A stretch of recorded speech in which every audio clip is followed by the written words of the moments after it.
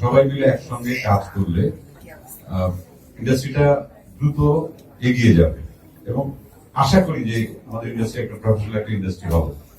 কারণ সেটা আমাদের জীবদ্দশায় আমরা দেখতে পারবো কিনা সেটা জানি না, কারণ আমরা যখন অভিনয় শুরু করি তখন ভেবেছিলাম যে হয়ে যাবে, হয়নি। এটা আমাদের ব্যাড লাক।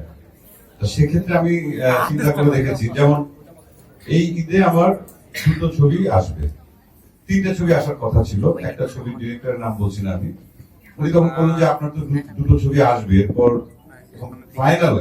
আমি তখন বললাম যে আমাদের বাংলাদেশের যে স্ট্রাকচার ফিল্মের, সেটা প্রডিউসার বলি বা সব লেভেল থেকে, একটা ছবি বছরে করে কোন শিল্পী বা কোন ডিরেক্টর আসলে এখানে তার জীবিকা নির্বাহ করতে পারবে না। এটা হচ্ছে সবচেয়ে বড় সত্যি, যে আমি একটা ছবি করলাম, একটা ছবির যে রেমুনারেশন দেবে, অথবা আমাদের তো সেই জায়গাটা প্রফেশনাল জায়গা আমরা পৌঁছাতে পারিনি।